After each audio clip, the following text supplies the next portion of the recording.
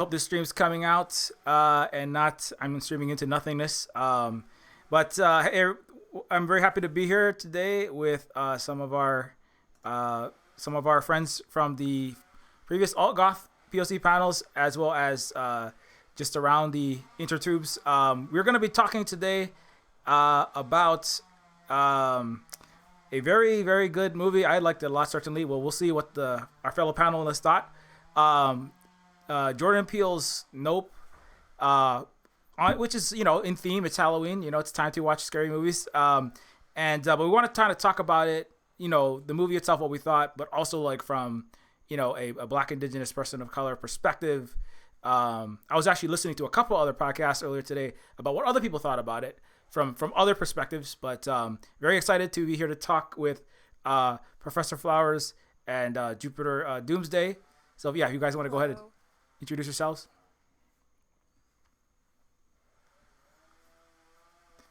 Professor Flowers. I have a YouTube channel called Professor Flowers.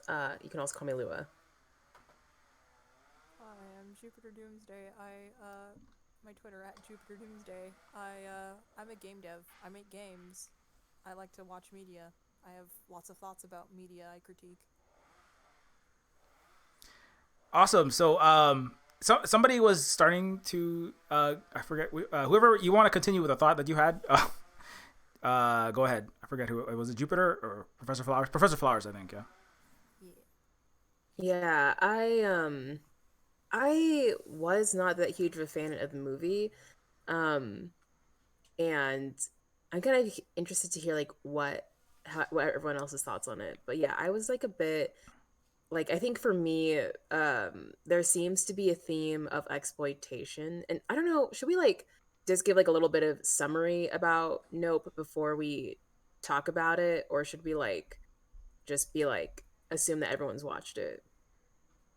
Okay, you can give a brief summary if you want. Yeah. Okay, this is a brief summary. It has spoilers. So, it's a story about. Ooh, I should look up everyone's names. Uh, Actually, no we characters got because OJ, we got M, Jukes. Those are the main three I cared about. yeah. So no, yeah. So there's uh. Okay, so uh, Nope is a story where there's like this rancher and he like helps he like has horses for like Hollywood movies.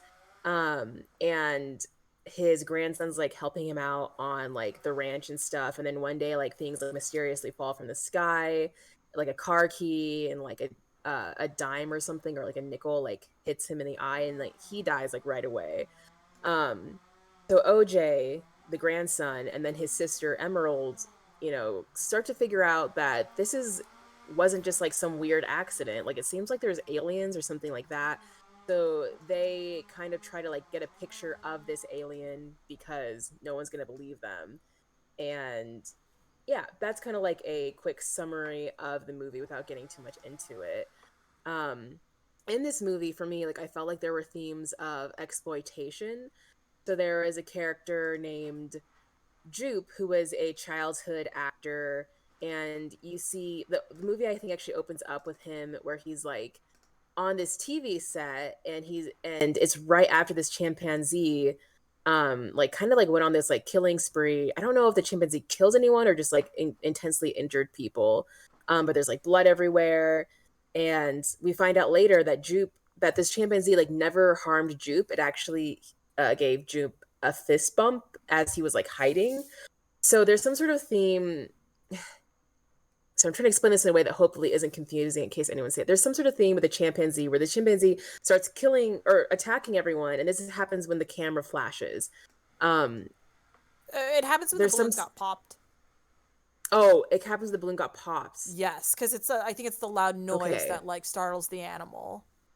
Okay. Then this might Yeah. change like maybe some analysis for me. But there's some. Because Yeah. There's something that. yeah. Sorry. Go on.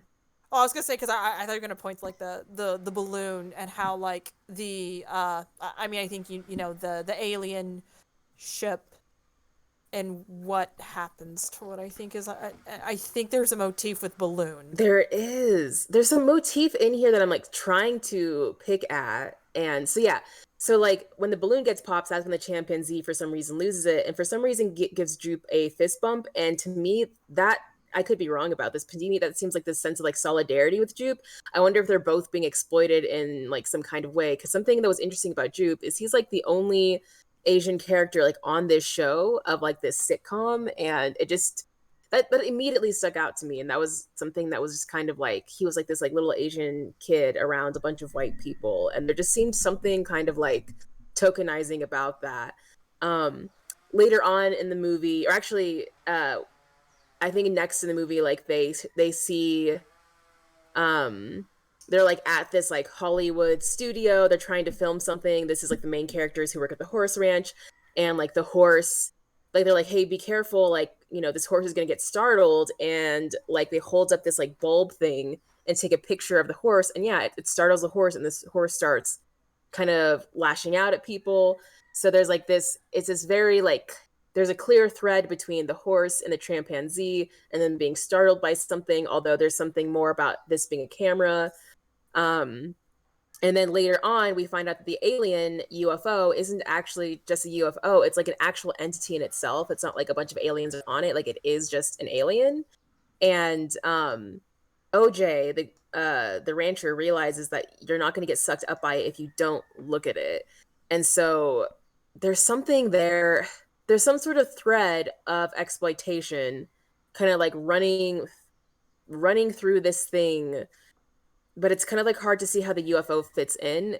When you at the end of the movie, you see the UFO's final form, and this is so I thought it looked like this weird squid thing. There's like this deep sea squid, looks terrifying. Yeah, I heard the effects artist who designed the creature definitely inspired it off of the kind of jellyfish that can turn immortal. So it's like definitely based on Okay. like a deep sea. So you were on the money on that. Nice. Okay, I was like arguing about it with my friends. They're like, no, it's like that angel thing that has I like heard like eyes it's on it. supposed to evoke all that, like it's a deep sea creature, and like it can also be like an angel, because I think it did open with that one quote of the movie. Yeah. I can definitely see both, but I was like, this is a Yeah. squid. But also So I thought it was like a someone jellyfish thing. oh, that they think, yeah. But someone also pointed out that it might be a camera, because in its final form, like that box shape it makes was like, I don't know. So I wonder, I think for me, like the thing that kind of, there's definitely a theme of like exploitation. There's a theme of not being looked at and also being paraded around. And also it's just like it's hard for me to like tie these themes together. Like I can see how the chimpanzee and Jupe fit together, and I can see a little bit how the UFO does, but at the end of the movie, yeah, there's like a pop, it eats the balloon, and then also it gets its picture taken, and that's the moment that it seems to die, and that all seems to mean something, and I'm having a hard time putting it together, and that frustrates me. So that's kind of where I was like, this movie kind of frustrates me a little bit. Mm-hmm. Yeah, you know, I think like the movie is it's doing it's very not obvious. I would say like a lot of the Jordan Peele movies. If you haven't seen Us and Get Out, I mean, if you've seen the previous, you know, his previous movies, it might make a. I'm not gonna say it's gonna make more sense, but I feel like he's definitely playing with what genre you think you're watching, and it's kind of like, you know, like a lot of the Key and Peele sketches. Actually, the way somebody commented, and I would agree, it's like the super low energy of the main character, the brother of the ranchers, who is like kind of depressed, like he's been running this, you know, just a little bit of backstory on that. Like in the show, they're a family of black you know, horse keepers that have and horse trainers that like are falling on hard times, you know, and they're a family that have been training and, you know, preparing horses for a variety of events, including Hollywood cinematography. And you know, and the great grandpa was like one of the original, you know, and they bring up in the very beginning of the show that the first ever Hollywood star technically was a black man riding a horse for Hollywood footage or test footage, and that their ranch is like in that legacy, right? Which is, and there's a whole nother thing going on with that, which I thought was interesting, which is that Hollywood has used horses, right? Specifically in the heyday, right? With John Wayne, Clint Eastwood, mid 20th century cowboy movies, which were the movies, right? In that time period, Fistful of Dollars, which have a lot of were central in the kind of like solidifying the American dream. Like when you go to Europe and you say American, they think cowboy hats, right? And those kind of cowboy hats specifically, right? Because it was a thing about solidifying, I think, like the United States and America and particularly white cis guys on horses, lone white cis guy, like the Lone Ranger on horses, clearing the land of the Indians, to prepare for the great American country. It was nation building. It was hegemony building, really, right? But actually, the cowboys themselves were disproportionately not white. Number one, historically, so Hollywood has buried that fact, right?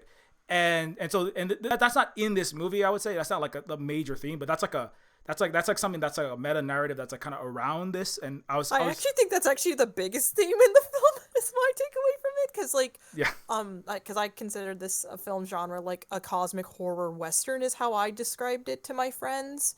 Because I feel like the final standoff is actually like a traditional cowboy standoff, and that this well scene is meant to mimic an actual shoot off, because they sound like the three kind of like shots that go off are like gunshots, and the final shot, that the money shot or the Oprah shot that they want, is sort of like the final shot on the alien, and in that moment it immediately dies after that. And so I think it's definitely trying to deconstruct spaghetti westerns and trying to reclaim that kind of narrative that cowboys had black faces, and also reclaim the narrative of black people being part of nature and like the western, I guess, frontier in that part of history, because the whole setting is in that farm, and we do not associate farmers with like black people, but there's always been black farmers. Yeah, exactly. And it's kind of like that's like something that I think Jordan Peele and the film is doing. Like that's kind of like outside of the entire Western world perspective, which is you don't count as American unless you're white and man enough, right? I mean, literally. I mean, if you're a woman, you might not be American soon. If you get reclassified the way they were in the United States in the mid 20th century, certainly if you're indigenous, you don't count as American. That's why they're poisoning us in Hawaii. But anyways, but it's kind of like I think like that, like it's like within the context of the movie, though, I kind of like jumped way out of the movie, I think so. But like it's like there was I brought up like in our like little discussion before we started this in text, like there was a movie I just watched, Harder They Fall, which is all black cowboys. The entire movie is all black cowboys with cops and robbers. There's gunplay, it's back and forth, but there is one town that's the white town, and everything is white, and it's the one town they visit, and they're like, these people are weird. But everyone, and so that was there's like this. I feel like it's something fairly recent in cinema. Snoop Dogg played a vampire fighting cowboy with a chain gun in was a Day Shift with Jamie Foxx, and so there's something I don't know if it's like, I can't say if it's like there is a conscious attempt by all of these people of color in Hollywood to do this, but it's like something I've seen a lot. And like I remember like reading and studying the actual history. It's like, right, it's kind of like it is about recapture. There's something happening that's about recapturing this loss, not recapturing. It's kind of just like undoing incorrect narratives and really white supremacist capitalist hegemony, if you want to be real about it, in the places like the United States, but like kind of like in a way that audiences will be able to kind of slowly, consume it while they're watching the movies. But anyways, back to the show though. So I feel like the son, right, or the brother, right, that is kind of sad after his father dies, mysteriously from falling small objects, and then but he's still trying to maintain this failing ranch where they can't, they're not doing very good business. He's running out of money, right? He's got normal problems in America, and especially disproportionately if you're not white. And then you have like his sister, who is like she's much more like super high energy, and she's like really like, I got all these hustles. I'm gonna hustle. You know, we're gonna get that Oprah shot. You know, she's the one that's like really. You know, they're both like trying to figure out, but they're coming with two different types of energy, and I thought that dynamic was really interesting, and how you know kind of lost my train of thought there, but you know, I did like how that's what I was gonna say, because Jordan Peele's like stuff is very, it's very you know, you think you're watching a comedy in his Key and Peele sketches, right? Like you think you're just watching like, oh, this is just a little joke scene, and all of a sudden something incredibly dark happens. Like the little kid that you thought was just a little kid is actually like demonically possessed, and it's, you know, it's like, and it flips the genre right in the middle of feeling like, oh, this is just funny and cute and relaxing. It just gets super dark, right? And then it goes back to funny, and like, and and then by the end of it, you don't realize what you're watching is the opposite of what you thought you were watching. Anyways, so that's kind of like a thing that I just want to say, like, I would throw that out there, that like, they're not easily interpreted the way that, you know, I don't know, some mainstream entertainment is, I haven't done the full analysis. I haven't like done like super in-depth analysis on Nope, but that's just my thoughts generally. But I would say like, I do think that I do see where you're coming from, though, Professor Flowers, about the, you know, the it's not really clear. Like at the end of the movie, I wasn't like super clear myself on everything. I picked up on various themes, and you know, and but the one I kind of brought up is one of my favorite themes. Although there's a lot going on, certainly around spectacle. That's one of the major themes. There are many people trying to film things, including Michael Wincott. What am I getting his name wrong? The guy with the graveliest voice ever, and he's also in The Crow. Holst. Yeah. I only know his last name was Holst because, like, I think that was a reference to the. Oh yeah, Holst, that's his name. But anyways, that's yeah. I'm done. Yeah, I mean, I definitely think these movies that Jordan Peele makes, the answers aren't given to you easily. I'm just actually wondering if they are threaded together that well. Like the theme of like the UFO, and even his grandpa and Jupe and the chimpanzee, representing something about exploitation, and I don't know if they're threaded together that well. I did just watch it last night, so sometimes, I mean, I think probably most times you need to let movies sit in and think about them, but I'm just having a hard time connecting what the UFO means, because the UFO is being well, it's called Jean Jacket. They call it Jean Jacket, and so like there's something significant there where, like, Emerald saying, like, you know, Emerald tells a story where, you know, her grandpa never taught her how to ride horses. Oh gosh. Or he Oh promised. my gosh, what did she say? He promised that he was gonna have her train Jean Jacket, but instead him and OJ actually trained Right. Jean Jacket, and I think like that was a really clear hint of like, ooh, they're probably the son was probably the golden child, in that family. Yeah. And I thought that was a really nice kind of like nod of how much, and in that cutscene, in that flashback, her brother gives like the "I'm watching you" like look back of "I see you." And he Right. does that same kind of gesture to her near the end. And it's, I think, a very sweet moment of acknowledging his sister, and I think trying to give her back that one moment to tame something she never was able to tame. Right. There's something, but there's like more there that I am like having a hard time connecting. Like, so he sees his sister. There's something about seeing her. There's also something about where like literally they name the alien Jean Jacket. So like I'm having a hard time understanding like how that's connected, because it clearly is. Like the actual UFO that they named Jean Jacket is like clearly tied to that memory.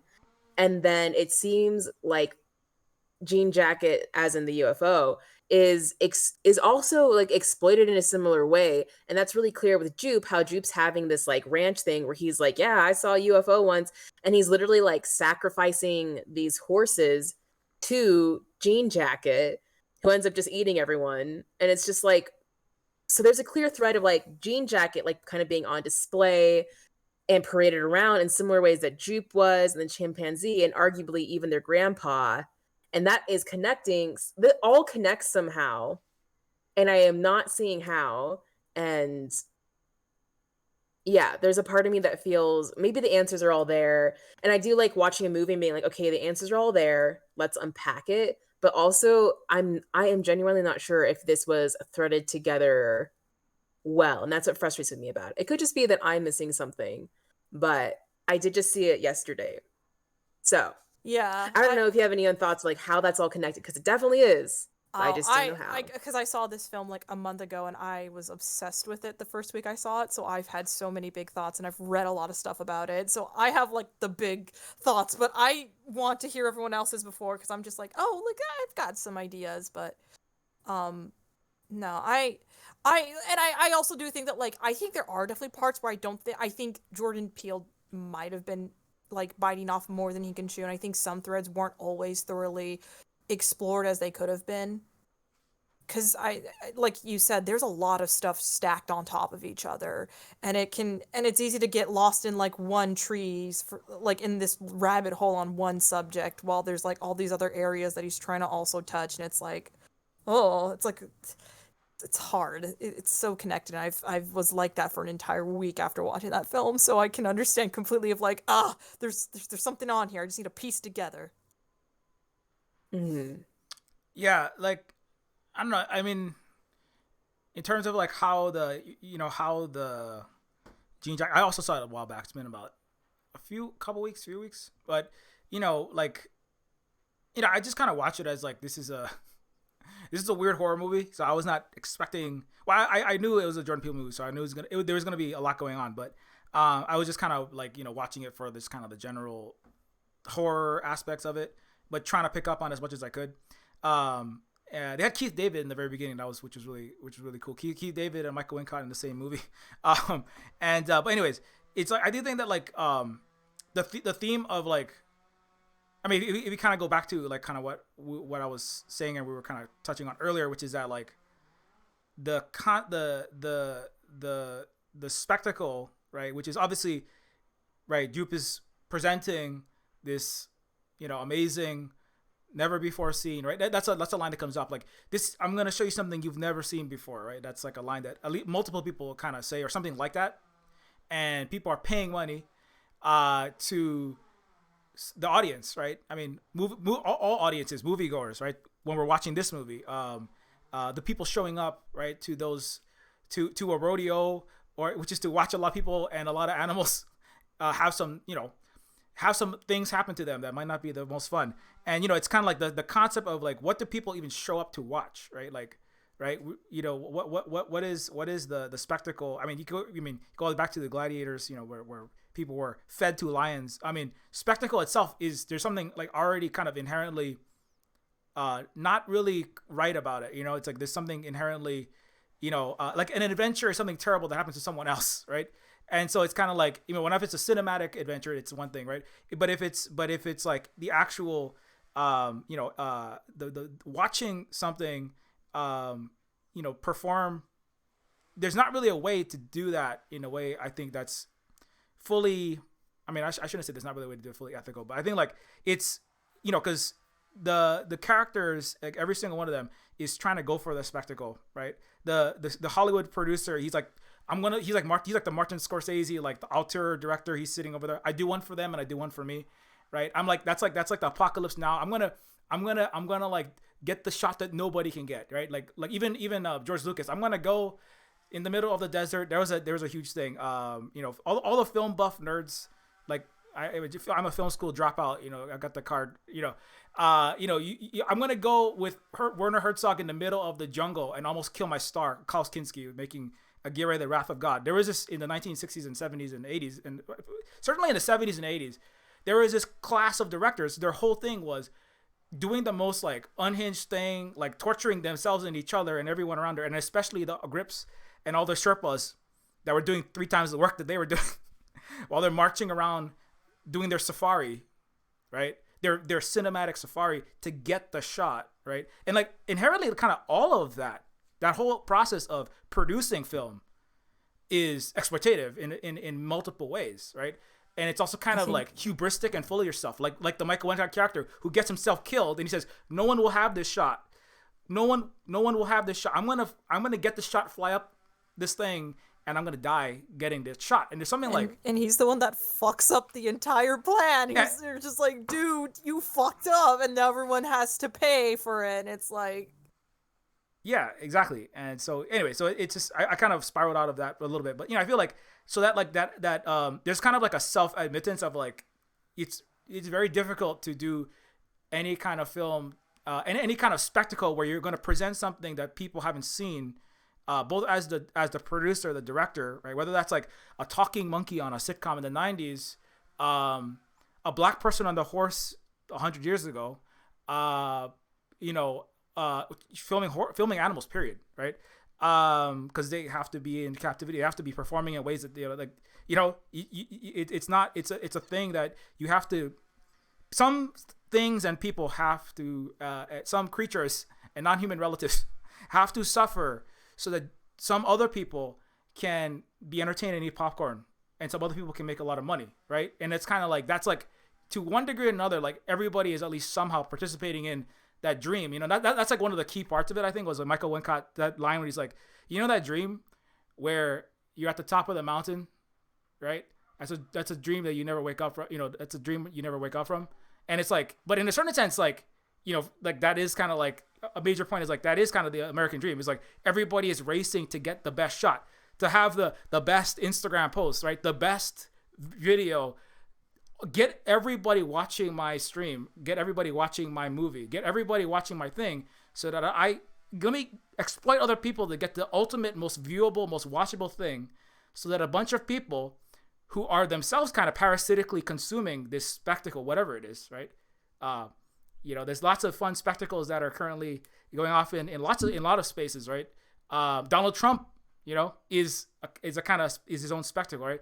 And if we just, if I can just like, a lot of people made a lot of money, right, taking pictures of that jean jacket, like MSNBC, CNN, and everybody made a lot of money with the spectacle of that. They gave him $10 billion of free press because he got the eyeballs, And so I think that like, I don't really think that there's like, these are the good people and these are the bad people. It's kind of like a commentary on that whole media and film and storytelling. I don't want to say storytelling, but like that's certainly like spectacle culture, which is American culture in a lot of ways. Anyways, I'm just kind of going off now. I was actually gonna like kind of jump off that, where I think like on top of the spectacle there is a sense of voyeurism of people wanting to see that spectacle and witness it.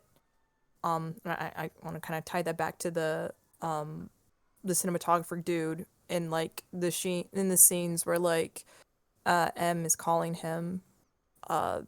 He's looking at footage of like animals attacking, like predators consuming each other. Like there is a weird sense of voyeurism with this dude, that he's very attached to like that kind of gives a sense of a disattachment to what is happening in the actual scene. And I think like that kind of ultimately culminates to him being so detached from the actual danger that is Jean Jacket. That's why he kind of like walks into the danger and fucks up everything, because he's like, I must do this spectacle. I must see what it really means to witness something like fantastical, I think, in a sense. Like you said. Like I think like there's a very big theme of voyeurism tied to spectacle, because there are so many people who want to see the spectacle as well. And I think like and that's kind of how I thought of Jean Jacket, the spaceship, or the alien, is that it's actually the cosmic horror embodiment of viewers, because like they like to watch you, but the moment you watch them, they immediately get hostile, in the same vein of like, we like to watch stuff on TV, but the moment something on TV acknowledges you that you did not expect, it gets like, that is something scary. And that's been a lot of like meta stuff in a lot of video games or in like movies, where when they break the fourth wall, it's supposed to be a moment that throws us off, and we're not supposed to expect that. So I think like that is why that alien is that way, and how like, just like how voyeurism and people who view the spectacle consume stuff, they just consume everything and they just throw it back up. Just like in that one horrific scene that still stays with me to this day with the house and the blood rain. Oh. That's an intense scene. That in the opening scene, of course, threw me off, but that scene I was like, oh, because nothing scares me more than being consumed alive by an animal. That's just like a horrifying feeling. And for me, I'm just like, oh, being consumed by something and then being spit back out to the point that you're just this mass of blood is just horrifying. And I feel like that's kind of the way how some people, like consumers, treat actors, treat like as or just treat anyone in the staff of film, because it's just, you just want to see the spectacle and you just consume it and never really think about the people part of it. So that was like my takeaway from like what that alien metaphorically was representing. I also thought it was like, it's a wild animal, in the most horrific sense. So yeah. Yeah, like one more thing I'll throw in because I went off along for that one, but I think that the like when the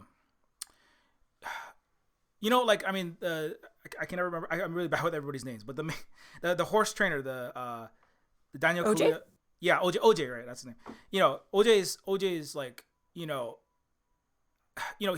like, I mean, obviously he has his own kind of like shortcomings, but he's somebody, he's at least like, he has like respect for, but he's a horse trainer, and there's things that he does that are questionable, but at least he's like, I have respect for the animals itself. Where in that early scene, right, and then there's the Hollywood people are like, get that horse ready to go. They treat the horse as disposable, and he's like, well, the horse has its own world, and the horse needs a break now, and you have to give the horse a break. You have to follow these rules of the horse, respect the horse as the animal that it is, and then we'll be able to shoot. And they just go like, no, whatever, I'm gonna stomp on this, I'm gonna put this in front of the horse's face when I feel like it, and the horse like disobeys. And that's like troubling to people who are used to ordering other people around, like in Hollywood, and dealing with people who are constantly sucking up. But an animal, right, it's kind of like, no, I'm not gonna. The animal like doesn't understand, like, I won't have a career if I don't suck up and do whatever you say, and get on this casting couch or work this grueling hours for this abusive, terrible, nasty boss because I might get a career someday or something like that. The animal is just like, I'm gonna kick you now because you did the wrong thing. And so that's part of like what Daniel's I mean OJ's character is like, he kind of like kind of wins. I mean, he does a lot that like, he doesn't get killed like a lot of other people, because he still understands like this, right? Jean Jacket, like the horse, is an animal, and like, not to say that he like loves Jean Jacket and they're gonna be best friends forever, but like, he understands and respects Jean Jacket enough to be like, this flag means this is what you think that is. If I don't look you in the eye, and then you won't do this. Or at least he's at least trying to understand the animal as an agent, which is, I mean, as an indigenous person, there's something very there's something about that, especially coming out of braiding sweetgrass recently. Whereas it too, and that doesn't like negate everything else I said, but I think that's an important thing that kind of like gives him a little bit more, not to say that he is the protagonist, but like, it's kind of like the thing that doesn't get everyone all killed, and it does play out better. Whereas, and he is looking for spectacle too, right? In a certain sense, he's trying to do whatever he can to save the ranch, and part of that's like trying to get someone to, he's gonna get a big show, right? But that's the kind of the slight redeeming quality there. And whereas not a lot of the other characters in the show care at all about the things that they're exploiting, let's say. And anyway, I just want to throw that in there. Yeah, because it's noted how, like, after that blood rain scene, Angel's character, the Fry's tech employee, both just want to get away far from that house and just let that alien take the farm, while OJ wants to go back because he's like, I got horses to feed. Like, those are my animals. They're my responsibility. I have to take care of the ranch. And it's very clear that he cares about his horses because, at the start of the film when he goes to Jupiter's claim, he's like, hey, can we get a payment plan to, like, get the horses back? And Jupiter immediately cuts him off because of the twist that he's been feeding his horses to the alien.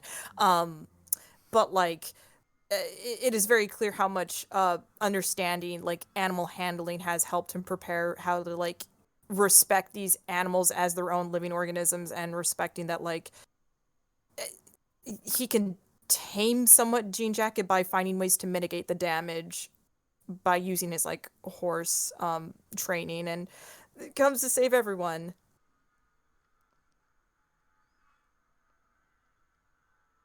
Yeah, totally. That's all I got. Just to build off your point of like, yeah, he clearly like that. It's very clear that he's a contrast to like Hollywood's sort of treatment of animals, and I think like that's where the contrast with Gordy the chimp comes in. Yeah, Gordy. Yeah, that one's one of the most Somebody said, like, I think a few people said that's the most terrifying scene that Jordan has ever had in a movie. Is the Gordy rampage scene. And Yeah, I feel like, yeah, on first viewing, like when I first watched it, I'm like, what did I watch? And I did have to kind of think about it for a bit, and like kind of, you know, percolate and like investigate a few other things around it. And but yeah, it's definitely like yeah, all the characters in one way or another, yeah, are putting up with that. And Gordy, it's kind of like it's kind of like Gordy, yeah, goes on this rampage. The and it's like, but if Gordy, like if Gordy had been treated the way that OJ treats, the horses, or I mean, I'm not to say that that wouldn't have happened, but it's like obviously like part of the reason why these bad disasters happen, and these have happened in cinema's history and other places, is because a lot of people don't respect the animals and don't respect nature generally, right? I mean, it's kind of like, in a certain sense, like climate change is just like a planetary jean jacket going like, you are not respecting me, and now you're gonna have category 7 pyronados, now you're gonna now we're gonna you know, like, you can't do this thing that you're doing. You can't just keep disrespecting the environment and the mother that is this planet, and you expect things to just keep going. And so now you're getting you're gonna get the kick. You're getting the horse's kick in a certain sense. And so like so yeah, so I do think that that's like and so like the Gordy character is certainly like because I mean, you could look at Gordy. Some people might look at Gordy and go, oh my god, that's just like a terrible, what a misbehaving monkey. Oh my god, how horrific. Who could have seen that coming? Right? And it's like, if you right, but I mean, sure, I'm sure like there had been other things that happened, like hey, like it's kind of like, hey, if you keep doing that, you're gonna get kicked. Please don't do that. Please take a break. Please stop doing that. Please stop doing that. Right? And I feel like that's something that's that's part of the scene. Because I mean, when I first watch it, you just watch it and you're like, oh my god, what is this? What is this? Is horrific, and he's covered in blood, and everyone's terrified. Anyways, yeah.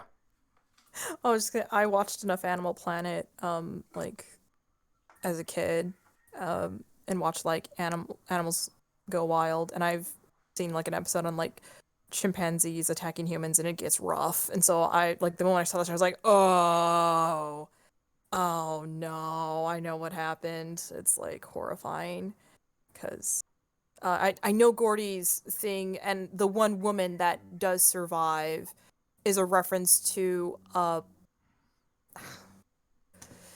forgot her name, but the woman who survived a chimp attack from a chimp that was a child, like a chimp that worked in Hollywood, and she did get like her scars, and like her like her scars are like reference from that model is a reference to that one incident, because she would wear a veil, like a heavily guarded veil, to obscure her face, just like that one woman that survived the Gordy's incident in Nope. Oh yeah, I was wondering about that. Yeah, I was like, so yeah. On first watching, I was like, what is the significance of that? Yeah, that woman that's had that horrible the yeah. Obviously, she's been in some kind of. I was guessing she was someone who survived that attack, but I didn't realize that that was the case.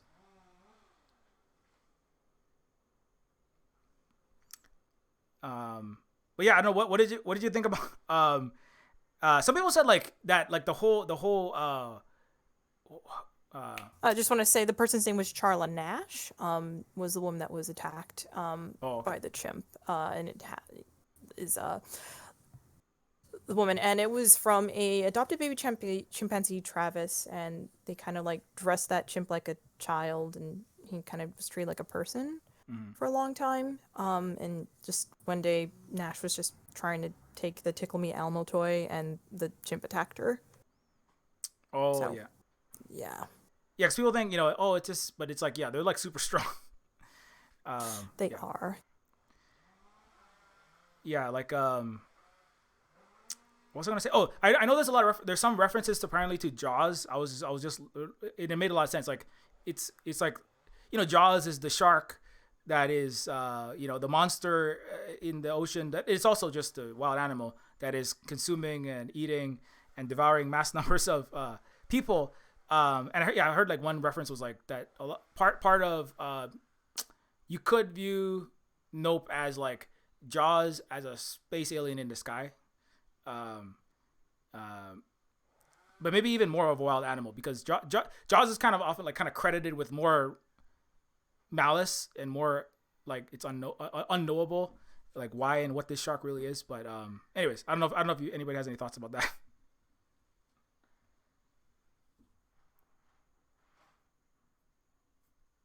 Or yeah, if not, it's okay. I don't know. It's been a while since I've seen any of these movies, but yeah. Anyways, I see it because like the alien does sound like it makes whale noises, so that, and again, oh yeah, Lua's connection with it looking like a deep sea creature, it does evoke that similarity. Yeah, I can see it as well. yeah. But yeah, what did y'all think of like the opening scene, like the start where like when the audio, they were showcasing the audio, and then you heard the incident, and then it just cuts to like that opening scene. I was expecting it to be a little bit like the audio from Us, where it was like, you know, that one fundraiser that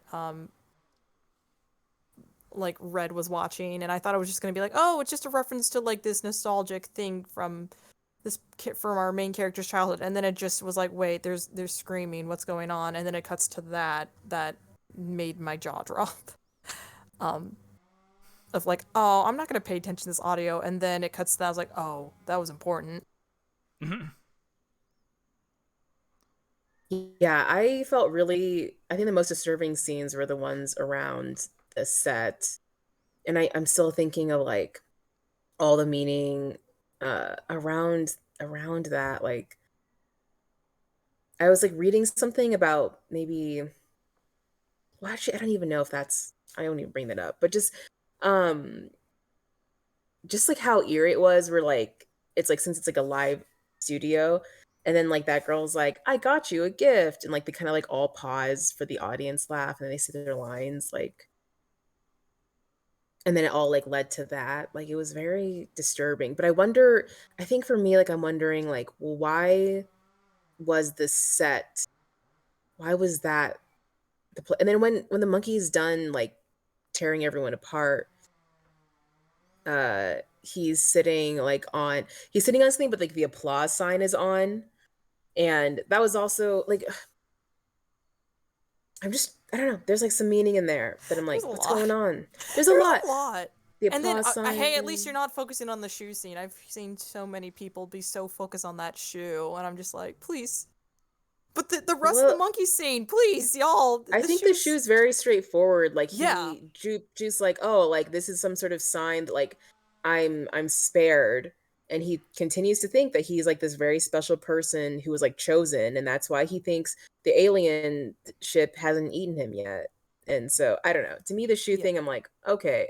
I mean, there could be more to it, but I I feel just like, took it of yeah, like when you're in a super traumatic experience, you focus on like one detail from that incident because your brain is trying to process something very traumatic, and it focuses on that one thing. And so it helped Jupes focus on that shoe. And the thing about monkeys, and I think like my theory of why Gordy didn't kill him is because he didn't look Gordy directly in the eye, because looking in he's the under the direct eye, tablecloth. yep, because looking directly into a monkey's eye is a sign of aggression.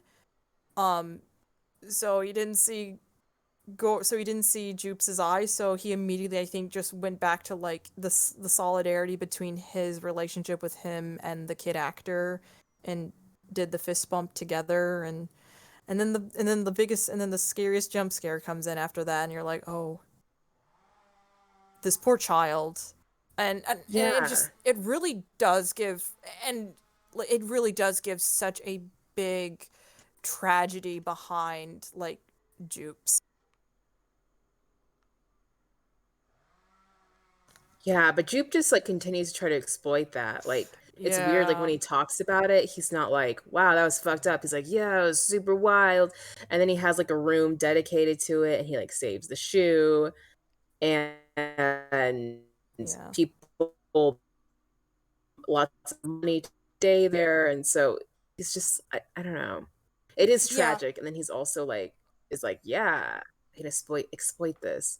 Yeah, I think it's just like the sad And so does result of internalizing that like whiteness of Hollywood, and it's like, oh, you can't, as a person of color, I took it as like, as a person of color, you can't like process your trauma healthily. You have to sell it to us because that's what we want. We want like your traumatic experiences as a person of color dealing with with racism, or and then overcoming that oppression, because like, like that's what I immediately thought of, like the tragedy of Jupes is trying so hard to exploit his trauma to get back into Hollywood, because it's kind of clear that his acting career pretty much was gone after Gordy's incident, and it's just like him trying to like, I guess, get back to that claim to fame by internalizing that system, thinking he'll get back to it. And it's like, no, it's just gonna further hurt you, because you can't, it's very clear you've not processed your trauma.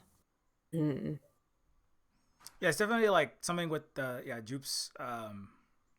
Yeah, because it's like horrible. There's a horrible, horrible traumatic event. Even there's a whole another like thing of just being a child star in Hollywood, which was horrible levels of exploitation there.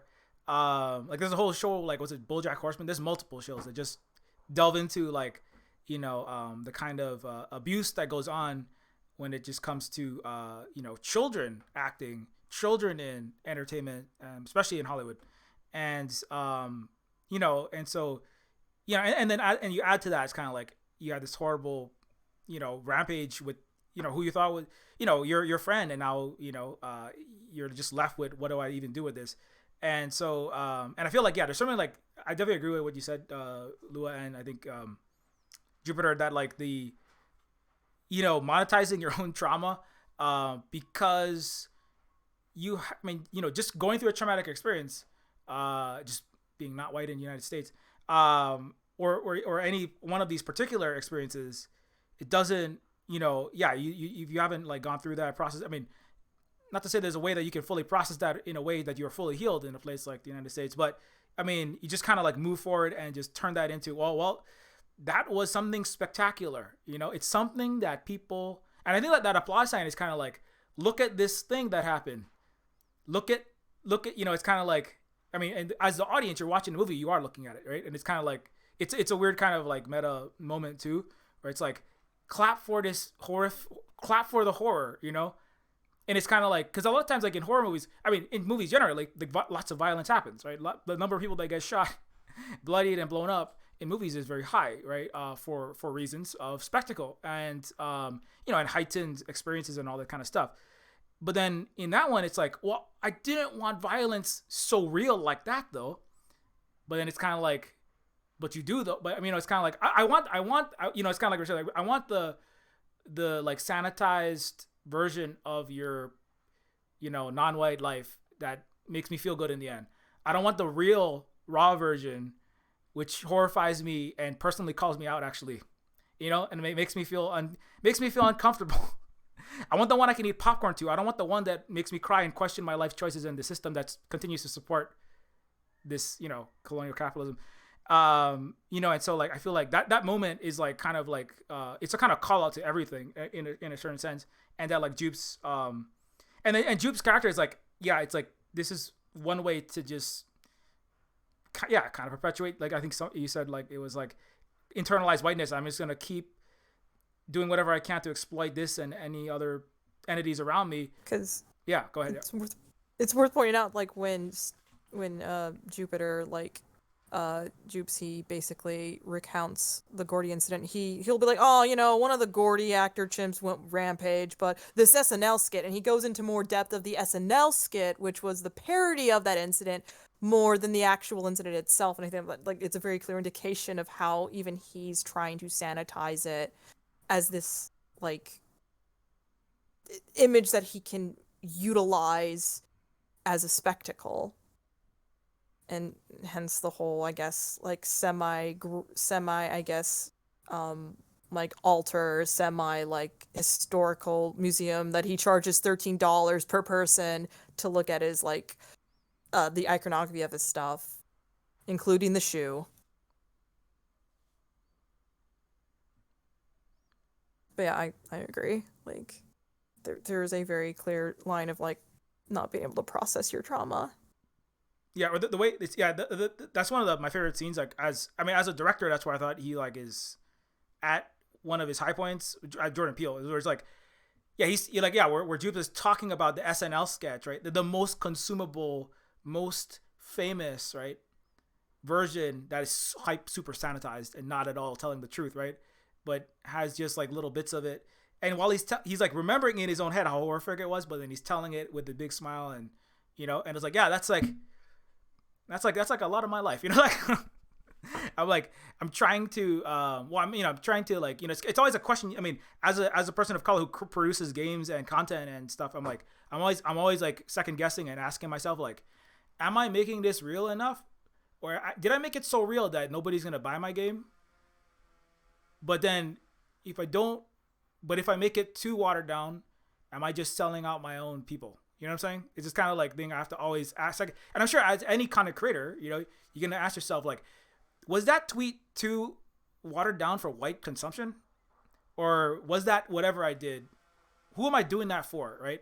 And like, but it's kind of this weird thing where, especially if you're in the United States, if you're in the West and you're a not white person, and you're like the mass, still mass audience is still, it's not really for, not to say you can't make things that are real at that level, but it's like, it's a thing. It's a game that always is in your head. I'm sure it's in Jordan Peele's head, when he's making his own movies. I mean, because you could make a movie, and he's been doing good so far, but you could always make a movie and people go, oh my God, Jordan, what did you just do? We can't watch this. And so I think it's anyway, that moment like speaks to like creators. I feel like marginalized creators of movies or whatever, in a way that like I haven't seen that moment. I can't think of anything else that kind of captures that feeling. Anyway.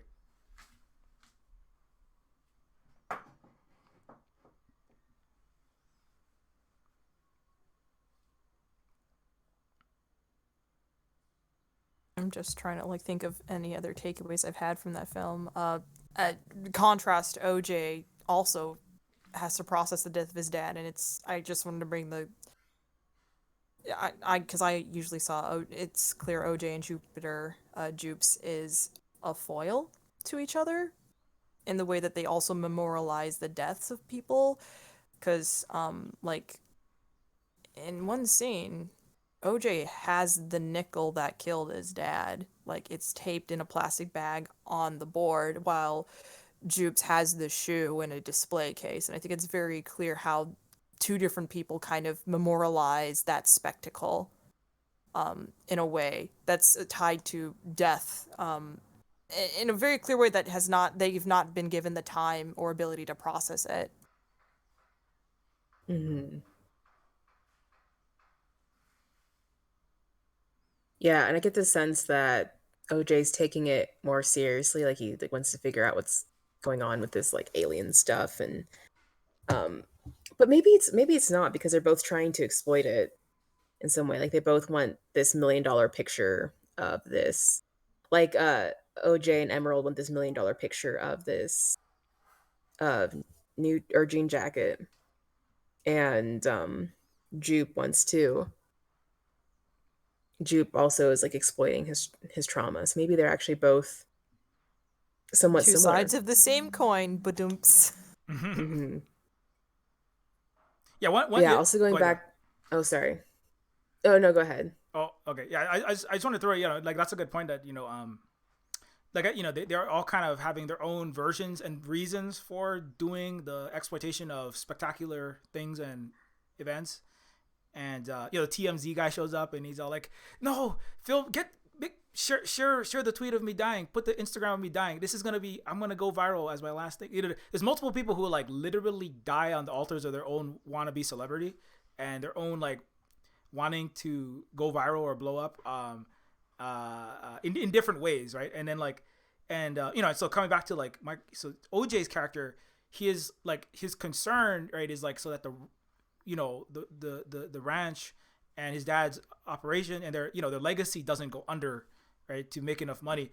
Like the Kiki Palmer character, I can't remember the name, but like Emerald. yeah, Emerald, yeah. So hers angle, I mean, it's similar that they're both like trying to survive difficult capitalist America, but her angle is a little bit different than his. I mean, she's less tied to the ranch for reasons, including he was, she didn't get to do the training, like he did, and but they are both in, and then the Michael Wincott character,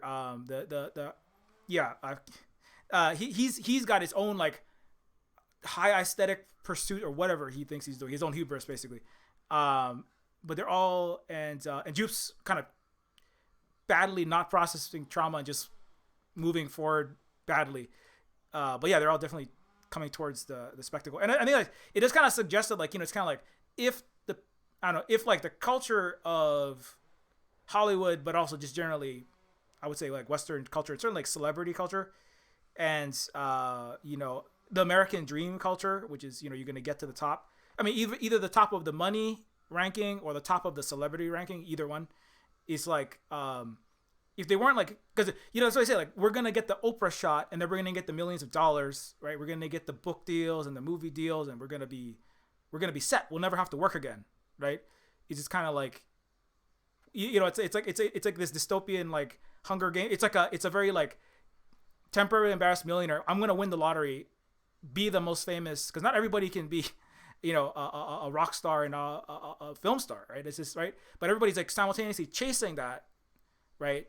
And like kind of just like hurting each other in the way. It just kind of generally is more of a hurting each other as they're stomping on each other to get and exploiting each other to get the $1 million shot, to get the $1 million, right? Yeah, and if it's like an exploitation of people's pain, then it makes sense that Jean Jacket, like as soon as a picture is taken, like the balloon, it eats this balloon and it pops, and Jean Jacket is like destroyed. It's just like, yeah, like I don't know, they did it. They were like able to kind of like exploit this person, and now they're gone, and it's like this kind of like cycle of, yeah, there's like this kind of like cycle of like exploitation for all these characters and profiting off of it.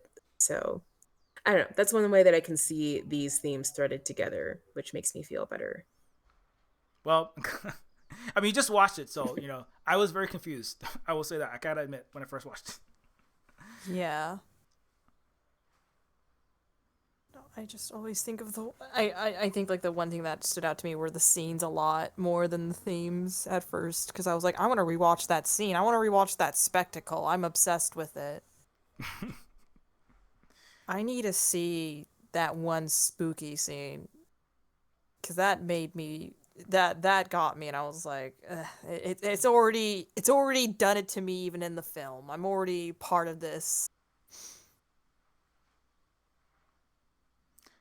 Yeah, I was trying to think of anything else that was. Oh, I wanted to talk about the just a little bit, but the electronics worker guy who is like he's the guy, he's like working at Best Buy basically, like kind of bored with it. He's another person coming into the show. I mean, he's the guy who is like helps them set up the cameras, and they ask like, do you want help installing, right, when they come to help get cameras installed so they can capture with those security cameras the footage, right, towards the beginning of the show.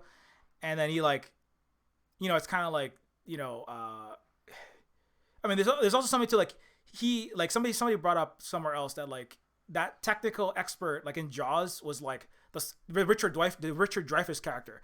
Oh, he's amazing. He has this great glamorous job being the tech expert doing electronics, right? But now it's like in 2022, he's just like some underpaid, wage slave, bored out of his mind in the Best Buy. And so the most exciting thing he can do is go join on this, this escapade to go capture space aliens. So he's kind of in it out of boredom is like another angle.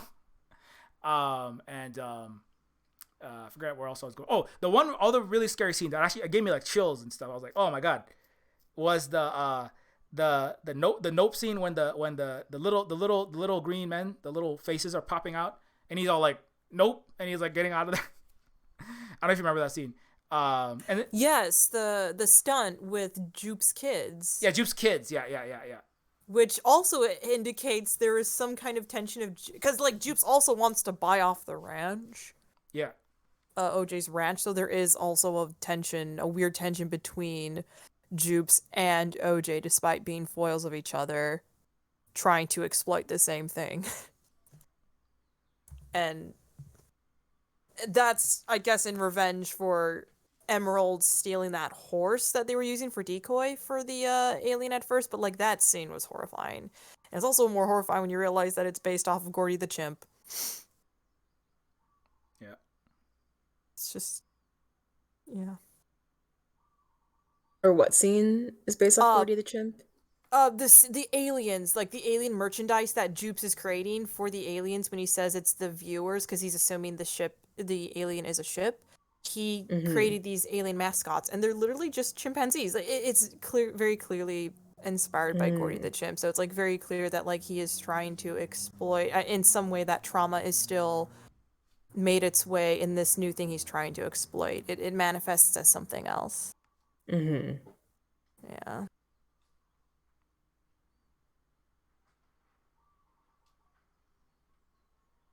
I guess maybe like the sad thing to take also away from that is like this is two people of color that are like left behind by the system competing with each other because Jupes wants to own his ranch while OJ is trying to save the ranch, and it's kind of like POC folks just kind of pinned against each other because that is the system that Hollywood kind of generates, is people pinning against each other because there's only room for one token. Yeah, it's like there's definitely like I'm gonna. It kind of comes back to like I'm gonna self exploit, and then I'm gonna exploit, all of my fellow people, and because we're all competing for that one spot, in the, it's just like it's a what do you call it? The temporary embarrassed millionaire, temporarily embarrassed star, and but yeah, it can never work out, and it does. See, if like it's like if you think of like.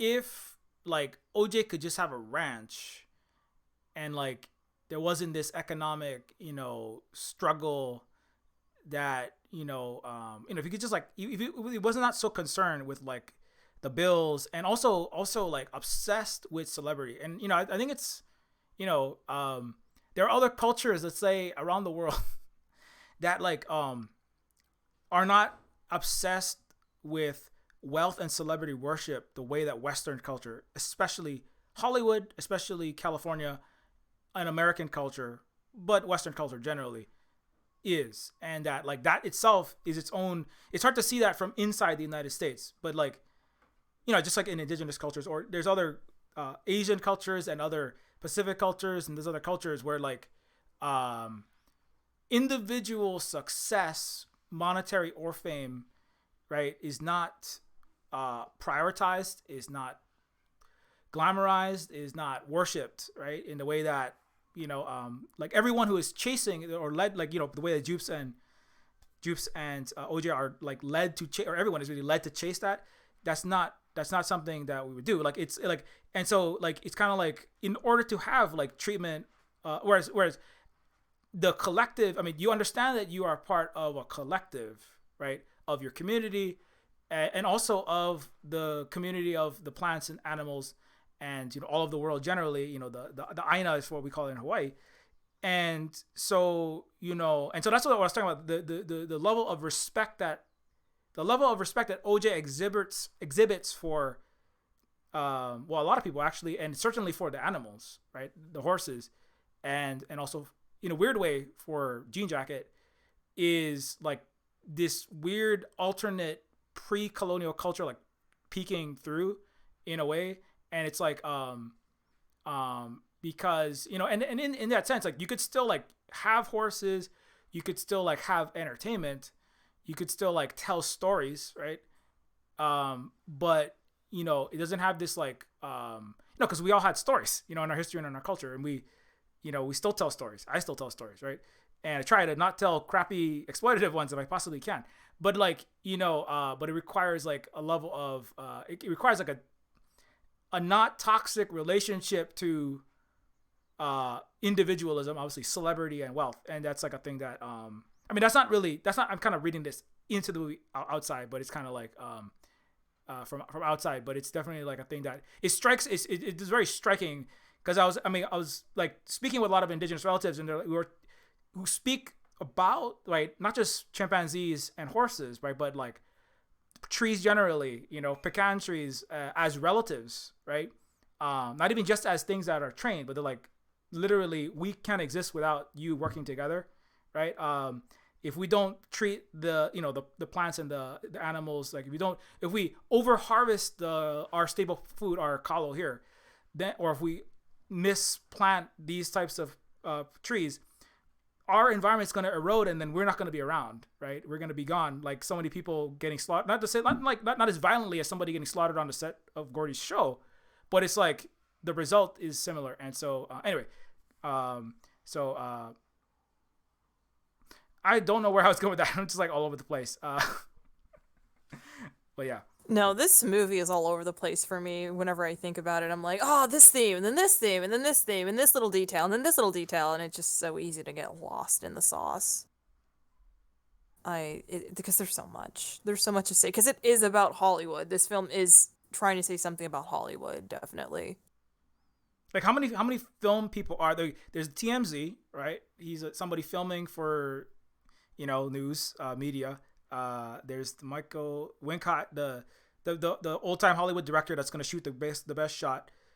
Like everyone is. There's several characters they're all like filming and trying to capture it. So I think that certainly is like central. And then the board electronics worker, right, in the Walmart. I forget what the name of the store is, but it's Fry Electronics, which is now a dead electronics store now, in the same vein of Radio Shack is. Okay, yeah. And so he's he's setting up surveillance, but everybody is certainly looking to make their big.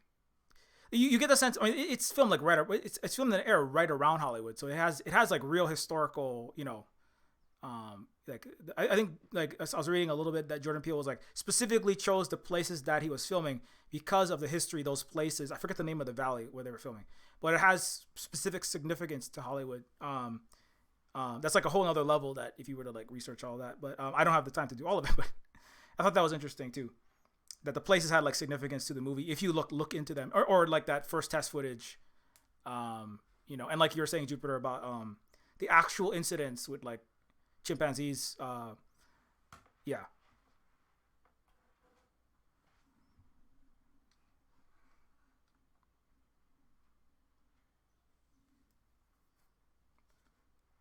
See, but yeah, I don't know. I don't know. What do you think that this is? I don't know if you have seen. Where do you rate the three big Jordan Peele movies, like The Us, Get Out, or Nope? Do you think this? I see most people don't put this as number one for Jordan Peele, but I don't know. What do you think? I wouldn't put it as number one, but I do think this is this film I've always wanted to rewatch. Whenever I look at Get Out or Us, I always have to be like in a specific mood and mindset to prepare watching Get Out or Us, but like I feel like I can just pull up Nope and just rewatch it. Like it weirdly has been the most easily consumable of the films for me to just like casually rewatch. So it has a special ranking of like I will like if someone turns this movie on at a friend's house, I will watch it with them kind of vibes. How many times have you seen it? As of now, I've seen it 3. Now that it's a now I say 3 times, but like I really like to just rewatch certain clips of the film. So three full times, but I've seen the rain scene like 20 times. It's just an evocative scene for me.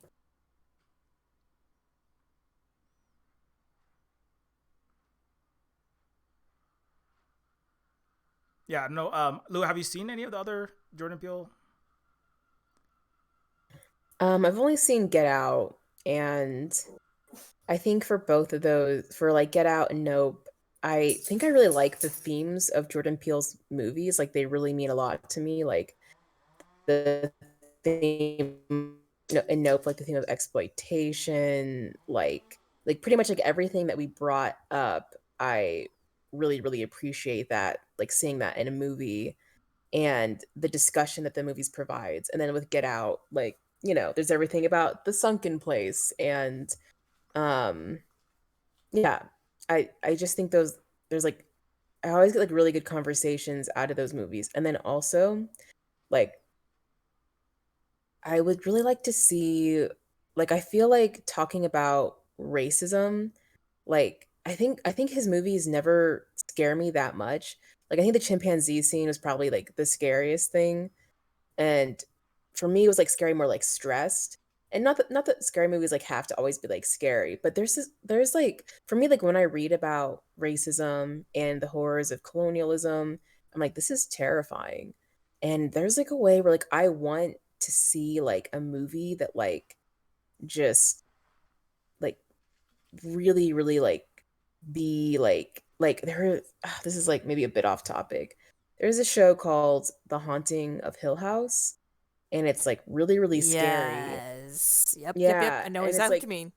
yeah, and it's like scary because I think a lot of the ghosts in that show are actually like a reflection of the people, and their psychology and their psyche, and it's like scared because you're looking at a piece of yourself that you're terrified at. It's like a really great show. And there's a way that like I want to see that, but like a commentary on racism. I want to see something that like scares me to the core, like, and I want to see something because I don't know, I just really want to see that. Jordan Peele doesn't have to be that, but I think for me, like the ways that I'm saying all this is because there's a way that like for me, I love the topics brought up in his movies, and there's also a way that I'm left wanting maybe even something different or something more. And I would love to see like maybe spark a genre of just like horror, but like there being like racial commentary, but it being horror. And I had another friend saying that he would really like to see like horror movies like with disability, with people who like actually have disabilities, or like they're like the focus. And I'm like, yeah, there's like all these things that are like really like the way that society treats people and has treated all these things is like truly horrific. And there is like a infinite mine of horror that I would just like really like to see. So I don't know. That's kind of how I feel about Jordan Peele. Like I like the conversation he brings, but I am actually left. I kind of felt like I was wanting a bit more, Yeah. or maybe something different. Yeah. No, I too love Haunted of Hill House for its very psychological horror aspects. Yeah, I haven't seen it And myself. I'll have to check it. Where is that? it's on Watch it on Netflix. Netflix. It's by the same dude who did also Midnight Mass, Oh, okay. which is also an interesting, I guess, take on like the sort of colonial self kind of destructiveness of Catholicism and the system of like Christianity and its outreach. Hmm. Yeah, definitely. Like yeah, the Jordan Peele's they're not as scary as they could be. They're more they're more like generally like causing unease, and well, there are a few like kind of pretty nasty scenes, but yeah, it's definitely not. There could be more for sure. I'm trying to think of a movie that I can't really think of a movie that like deals like what you're deals directly with what you're kind of suggesting, Lua. So I do think there's probably is for that. I'm not watching all the horror movies. I've been watching a lot of retro horror movies. I watched Gremlins 2, and we watched a lot of Hellraiser recently to prepare for that, which is like a totally another thing. Although, yeah, I feel like I'm watching a lot of horror comedies actually. So like Nope is a little bit, it's not funny, but it's not, I wouldn't call it a comedy. But yeah, I would definitely like to see, something that goes even more directly to the point. Yeah, still drawing a blank on that. I think of something. I liked Resident Evil. I'm sad that they canceled season 2. Wait, the film or the TV show? Oh, the TV show, the Netflix TV show. Oh, I have hot takes on that TV show. I didn't like it. Oh, you didn't like it? No, I just didn't like that they turned Wesker into a black guy, because Wesker in the games is always about American eugenics system. So I was like, you kind of erase that villain's thematics with making him a black character. I felt like, and I also was a little bit concerned with the show's kind of praise of eugenics a little bit. I felt like, at least, like that was my concern with the TV show. Oh, I see. Yeah. Needed to be. I just felt like it lost that very important aspect about that main villain. He needed to be white. Is like what I'm saying. 'Cause yeah. All I can think of is I'm excited for the next, I guess, scary film that Peele is going to be in, which is he's going to be in Wendell and Wild, which is going to be a stop motion animation film, and it's also by the director of Coraline and The Nightmare Before Christmas. Count me in. Yep, and the main character is an alternative black girl, so I'm just like, yes. Yes. It's really nice to see a black woman with natural hair in stop motion, so it's like, yes, great. I'm excited for this. It When's looks that really coming good, and out? it might actually hint something about, like, it might actually be also some commentary about children of color and black children in the foster care system, is what it might be about, so that looks really promising. So yeah, I'm really excited. What's it called? Sorry, just accidentally muted myself. Wendell and Wild. The trailer is Wendell and out. Wild. Oh my gosh, I'm so excited. It is really good. It just looks really good. And I love the main character. She looks so cool.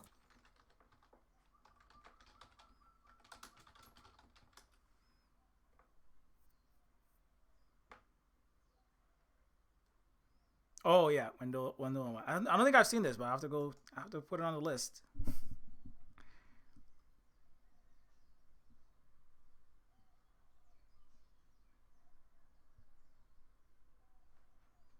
Yeah, because because we've had a few. This is I think everybody here has been on at least 2 of the all 2 of the all goth POC panels. But this is the goth month. It is Halloween. So we've been to all the savers, all the stores to do all. We say we're doing Halloween shopping, but really in this house we're doing home decor shopping. That's what we're doing. Exactly. Spirit Halloween. I just want to throw that out there. Like, they have, in my opinion, some of the best home decorations. Yes. You wouldn't expect it, but for real. Yeah. I mean, since we basically covered most of the notes, so I don't know if you I know, and Jupiter, you've thrown out your recommendations. I mean, is there any other Vampires in Brooklyn is also another good horror film if you want a really fun horror comedy that's also a metaphor about gentrification. Mm-hmm. Yeah, it's a good one. What's it called? Vampires in Brooklyn. It's kind of almost like The Goonies and Vampire Hunters kind of mixed, and it's vampires. The vampires are obviously a metaphor for gentrification, and it's good. It's really fun romp. Ooh, I just remembered another fun horror movie is The People Under the Stairs. Have you any of you seen it? Yes, I've Yes. seen it. Yep. Yeah, Silver Spook, you need to watch it if you People Under the haven't. Stairs. I feel like I might have heard about it, but maybe I haven't seen it. People Under the Stairs. I feel like you would remember. So I feel like you'd really like it. Oh, okay. Yeah, I have to. I have to put that on the list too. People Under the Stairs. Wes Craven. Oh, it has one of the Wes Craven movies. Like the bad guys in the movie yes, are Wes these Craven people who are also like... did. Oh, sorry. Sorry, I was just gonna say Wes Craven did do Vampires in Brooklyn, so same dude who did People Under the Stairs. Sorry, really fast, going back to People Under the Stairs. The bad guys in that movie are just like, they're like people who are like just really rich, and like that's it. Like I really like, there's like this like ominous backstory, and it's like, yeah, they made a lot of money and they got weird. And it's like that's like I don't know. There's like that's the creepy backstory, but I don't know. I just had to see it. Mm-hmm. But yeah, sorry. What movie were you mentioning, Silver Spook? Oh no, I didn't have one off the top of my head. I think I'm sure it'll come back to me if I did. What was it? Wendell and what was it? I just lost the tab. What was it got? Wendell and the one you said? Wendell and Wild. Oh, sorry. Wendell and Wild. Oh, Wendell and Wild. Okay, I'm just trying to write it down. I got the wrong movie title. It's in. Yep. Sorry, I got the wrong movie title. It's not Vampires in Brooklyn. It's Vampires versus the Bronx. That is the actual fun romp one. Sorry. There's another film that's called Vampire in Brooklyn. That's a different one. But it was still a black vampire, so I'm in. Yes. Yep. Oh. Well, speaking of black vampires, there's always Blade. You know, I know we talked about that. Yeah. Blade's great. I'm gonna play. It is. I'm going as my Halloween costume is gonna be Blade, so you know that's happening. I've already got my glasses. Oh wow! I'm ready to go. I used to be a slightly sharper shades, but oh nice. I wear these all the time. These actually pinhole glasses, but I'm gonna just. I used to have a trench coat it was actually a Matrix trench coat, but Matrix, as I brought up previously, ripped off Blade. So I just want to say, yet another time, white culture. It really did. Yeah, it looks so similar, and it down to like they have like the armor and the buckles that Blade has, and it's just like actually it's like I'm working on this game right now. It's kind of like a joke game. It's not a joke game. It's gonna be a serious game, but it's a comedy action game called Pigeon with Gun, and he fights like eldritch terrors, like creepy old 1920s Valentine gift cards, and it's a kind of silly game, but it's very like over the top. You've sold me on this already. Pigeon, yeah, it's like, hey, and the pigeon with the gun goes around and accidentally robs banks, has to fight Arson Dragon, who sets half wood, inexplicably half wooden, half concrete apartment buildings on fire. And okay, it's just like silly hijinks and bullshit like that. But one of the characters I've been working on, I'm going to play this character. It's in honor of Wesley Snipes and Blade. His name is Manpire. And Manpire is half human, half vampire. And they're like, so what? Wait, so you're like Blade? Are you a daywalker? And he's like, no. If I walk during the day, half of my body will be set on fire, and I can't fight crime with one arm and one leg. Like literally half his body looks like Blade. The other half is a normal human, like Jackie Daytona. It's like he's wearing a jeans and a jacket, but half his body looks really cool, and has all goth clothing. And so, anyway, it's a joke character. It's like a send up of Blade. It sounds great. Yeah, my so kind of joke character. Yeah, it's like literally half human, half vampire. It's like he has a very serious dark backstory. But I was bitten by a giant squid who also knew kung fu. And I was like, wait, but then how did you turn into a vampire? Well, he was a vampire squid, obviously. I was like, come on, keep up with it. And anyway, other silly hijinks like that. And I'm sorry, I just took everybody on that aside. But that's what's in my brain right now, because I'm writing the script, and my partner is voice acting the creepy Cupid Valentine card right now, and so it's a lot of silliness. And you will be able to play that game soon, and you can see me pretending to be Blade in a video game. Wow, that sounds awesome. Yeah. I teach the pigeon with a cowboy hat and a 6-shooter kung fu. That's what I do in the game. In a 5-second montage, I teach the pigeon how to do kung fu. I really love the pigeon sprite you made for the pigeon. Oh, you've seen it already. The pigeon lantee. The pigeon, Vigilante, you know, the pigeon just coos, you know, the pigeon is kind of like an avian R2D2, you know. I'm having a lot of fun in After Effects and in the audio editor, making a pigeon have 25 different. I'm trying to convey, you know, with only 1 3-second clip of pigeons, 25 different emotions, right? So when the pigeon is getting shot, it's like, and then when the pigeon is happy, you know, like R2D2, it's kind of like, that's been the kind of fun to figure out how to tell a story with a pigeon cooing. And speaking of film, that's my pulling out my film nerd. That's my film degree that I never used, is trying to like tell stories with pigeon coos. But anyway, Yeah, so excited for this project. Yeah, same. Yeah, I was gonna say, in the future we might expand it. I know I brought up you know, people who do want to voice act, because Jupiter is a professional voice actor. That's so cool. I've been in a couple of games. Yeah. That's awesome. Yeah. Are you making not any as horror? awesome as your videos though? I am a big fan of your videos, so. Oh, thanks. Yeah. Yeah. One of these days, I keep forgetting, but I'm gonna, like, you know, when I have the time, I gotta finish my other big game, but you know, the sequel to the Neo Feud. But then I do still want to bring in as many people. I'm gonna need a lot of voices for that. You know what I'm saying? So Lua, I'd be down to help. I've never voice acted, but I've always wanted to, and also I was a theater kid, so that's all You're that matters. already You a know, step ahead of me. that's all I want to say is, you know, voice acting is like, some people think, oh, you have to like have the voice, you know, you have to have the, you know, blockbuster movie voice, or you have to have like some kind of, you know, it's really like, to me, like when I cast people for Neo Feud 1, I was like, do you understand like what this is about? Like, you know, do you get like what's happening here? Like, can you sell this character? Like, what are you going to bring to the character? So it's really like, you know, some people, like, you know, whether you had formal or not theater training, like, I think it does help. And I like, there are some people that like had really nice resumes. They're like, I went to Juilliard and all this, blah, blah, blah.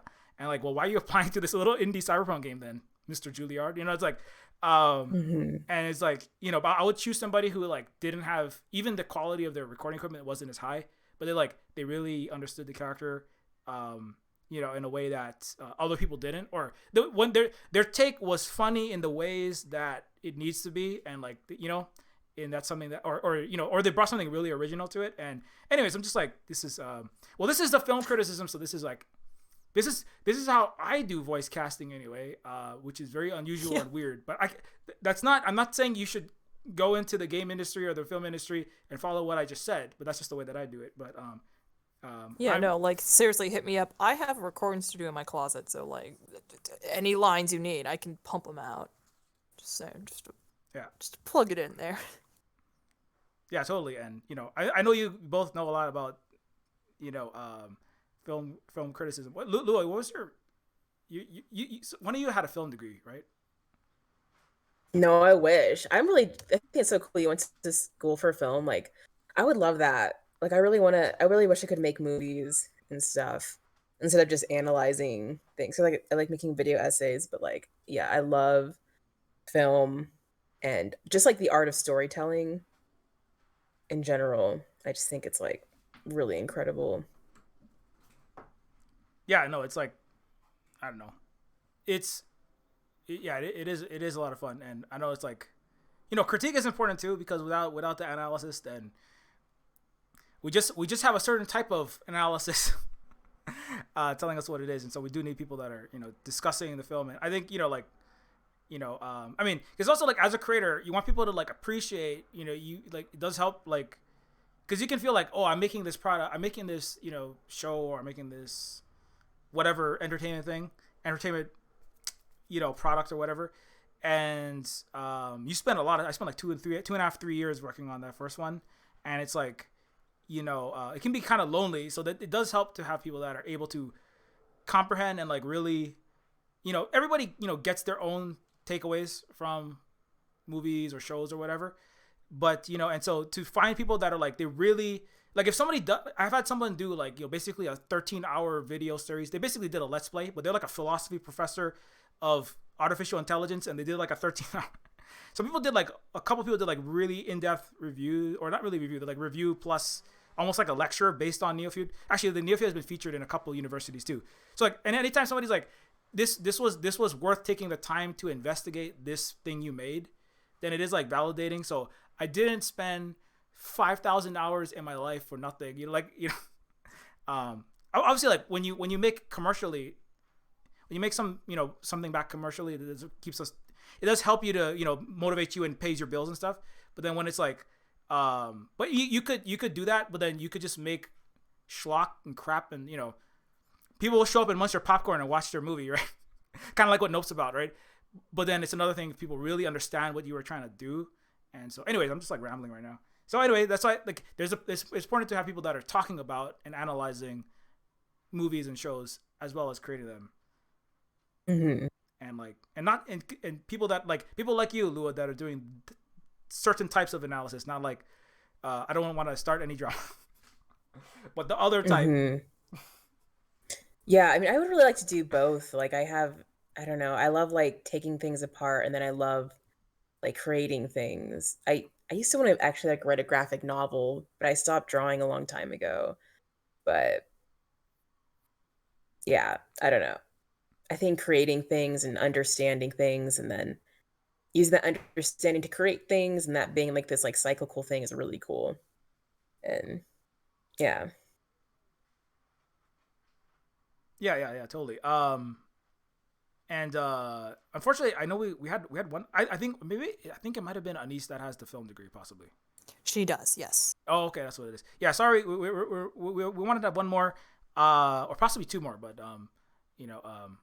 some people, had I think some illnesses happened. The last stream we had a medical emergency, but we would love to have another one at some time. Obviously you gave me a good list of stuff to check out. I'm trying to think of anything else that I wanted to throw out there. Happy month of Halloween, everyone. Happy month of Halloween. This is one we can go out as all goths and nobody thinks twice. Well, I don't know. Yeah, whenever we go out, our family has a very unique look, but I don't know about you guys. How has your Halloween month been so far? Been good. I had a Drinking all tea the pumpkin party. spice. Oh, that's nice. Yeah, I had a cottagecore tea party, and we played Smash, and we stayed up all night and hung out, and it was really good.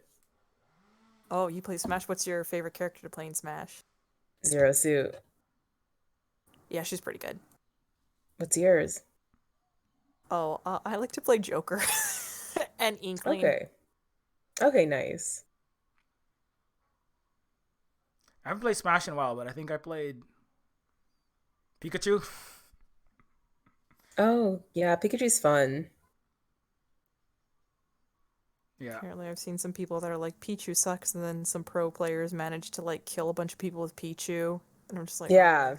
Oh my goodness. I don't even know how people measure that stuff. Like there's like a tier, and I'm like, I don't know if this tier can possibly matter until you're like way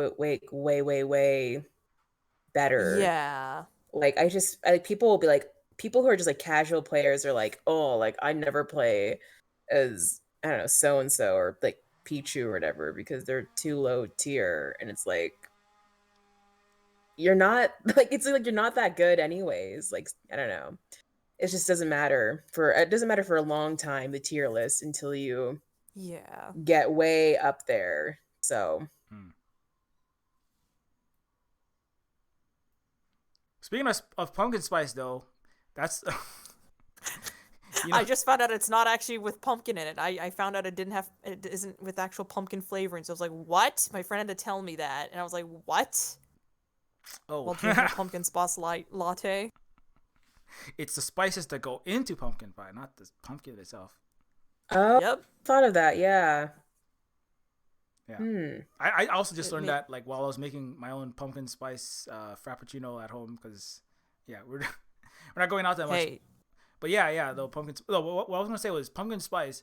Speak of because I brought up, I'm working on my Manpire Wesley Snipes impression of Blade, but then my partner in making of Little Ones and also in the Silver Spook Cooperative Holly, yeah, Holly's in the chat. Yeah, Holly's always Holly is always helping out with these streams as well. Thanks a lot to Holly for all that labor that I try not to exploit, much like characters in Nope. So yeah, thanks. Shout out to Holly. Holly is currently playing also the Eldritch Terror, Valentine Guard, but also a character called Pumpkin Spice. Nice. Well, it's not in a good way, unfortunately. It's a bad guy or a bad character. It's one of the bosses. I don't know if you remember. Do you remember John? I think Jupiter might know who John McPain is from one of my previous games. Yes, exactly. So, Pumpkin Spice is going to be flying a giant pumpkin themed aircraft and throwing explosive lattes at you from it. And Pumpkin Spice works for corporate sponsor, the nameless, faceless, giant mega corporation entity, and is trying to gentrify your neighborhood. And anyways, so Holly is playing the personification of evil corporate fall marketing. And that has nothing to do with anything. That's just Pumpkin Spice was said, so I had to say that. That sounds fun. Yeah. So it's kind of it's a big it's in that pigeon gun game, so it's all silly time. It's all yeah. But I do like Pumpkin Spice. We did have Pumpkin Spice. We're trying to find a pumpkin right now to carve, but the last pumpkin I saw was like $1.50 per pound, and that's like a lot of dollars for a 20-pound pumpkin. Oh my goodness. Yeah. What? Why are they that expensive? I don't know. Yeah, it's just like inflation plus long distances to get to Hawaii. I don't know. It's the brand that you bought their Pumpkin Spice. Yeah. I saw pumpkins for $5 at the grocery store. I was like, wow, I don't even want to carve a pumpkin. But with prices like these, maybe I should buy one anyways and just do it. Yeah. We got like a one of those I don't know what they're made out of, but they're like artificial pumpkins that you can carve and they never rot. And so I think we did that. Oh, cool. They're a little bit cheaper too, so we might have to look into that one because the good thing about that is you carve it. Around here they're going to be gone in less than a week. They're just rotting real fast. So yeah, we'll have to see if it's like we have to take out a mortgage to buy a pumpkin. I don't know if we're going to do that. Yeah, but we got lots of Halloween stuff though. We got like all the Halloween things. We got our skeletons, giant skeletons.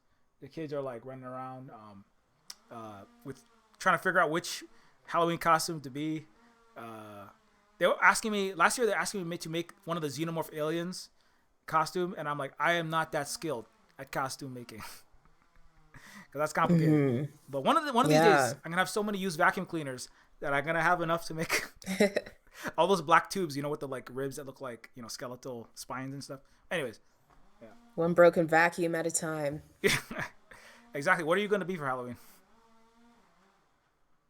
Well, this is a bit cheesy. I'm probably going to dress up as a Little Mermaid because I am excited there's a Black Little Mermaid. Yes, I'm so excited. And I also feel a bit complicated because I'm almost positive that like them having a Black Little Mermaid and the controversy around it is just a part of their marketing technique. Or I think that's like a huge aspect of it. So I'm kind of just like, I also hate Disney. Like I'm not even a Disney fan. They just roped me in because I'm like, oh, Black Little Mermaid, and I love mermaids, and I'm gonna do it, even though I don't like Disney. Darn you, disingenuous corporate marketing. They got me. I'm like, okay, but I also love this, and I also love Chloe and Halle Bailey a lot. So I'm like, okay. Yeah, it's definitely like a thing where it's like, even with like I'm watching a lot of She-Hulk nowadays. Like watching every episode is it's a lot of fun. But I'm also like I know I spend a lot of time going off on long rants. I mean talking very passionately about specifically Disney and Marvel stuff. And so, but I will say it's kind of like I'm kind of like I'm always kind of like Disney. But on the other hand, it's kind of like until we get like non-giant, capitalist corporate, Disney that works with the military industrial complex and all that. It's kind of like you're gonna have some characters. I mean, it might as well be a black mermaid and like, I don't know, something that isn't Captain Starspangled Underpants. I don't know. It's like, I don't know. But it's still not like, it still always feels a little creepy. But yeah. It's not even like how Disney's evil, because they are. It's that like I think they consistently, like, a lot of people are going to disagree with me, but I think Disney, for as long as I can remember, consistently makes bad movies. I think their movies aren't that good. But like, okay, I don't know if y'all remember this. Remember, like, there was like for a moment, I think there was Atlantis. I think that was a Disney movie. And Yes, there was Atlantis was a also, Disney movie. Yes. yeah, and then there was Treasure Planet. And like Treasure Planet was like really good. There was like character development, and then he also like needed a father figure, and like the pirate guy was like really like a complicated person. He wasn't really like good or bad. He was just kind of like this messed up person, and there's like some resolution around that. But I was like, wow, this is like a movie that is goes really deep, and then something just like stopped. They're like, nope, we're not going to do that. And they barely promoted Treasure Planet, and then they just kept on coming out with like, stuff that's fun, and like, it's fun to sing the songs to, but stuff where it's like emotionally this is lacking a lot of depth.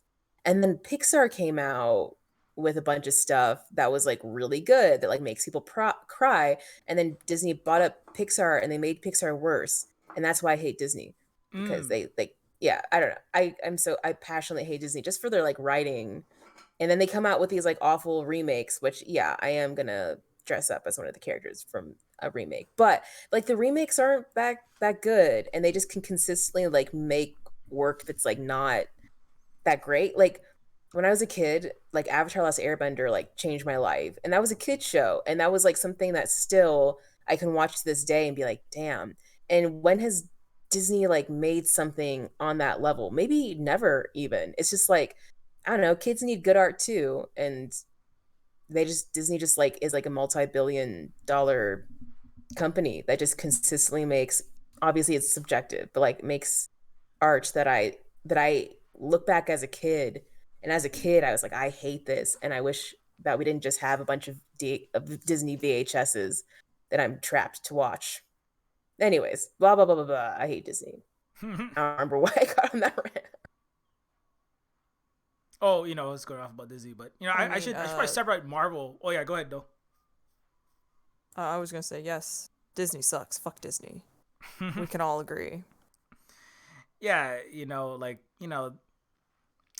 is that they definitely do, like, it's mass American centered consumption, I would say, is Disney what they do. And yeah, it's like, always, like when I was a kid, I watched the first Little Mermaid and Aladdin and all that. That was like my Disney kids shows. And like, I didn't like know or think any better at the time. It's just like that's what was on. We watched Lion King and we watched, all that kind of stuff. And but I mean looking back at it, it's definitely like there wasn't really a Last Airbender, when I was growing up. But I mean, watching the Last Airbender, I was like, wow, this is like definitely better than the Disney movies in terms of its story and such. But like, yeah, it's kind of like, and they definitely consume everything, and whatever they consume is going to be Disneyfied and everywhere and unavoidable. So yeah, that aspect, the whole just like eating every, like the Star Wars is Disney, the Marvel. I remember, back in my day, Spider-Man, Wolverine, Luke Skywalker, and My Little Pony. These weren't all owned by one company. Mm-hmm. I don't know if they own My Little Pony, but it's like, it's just like they certainly have merged, and the bigger they become, like the more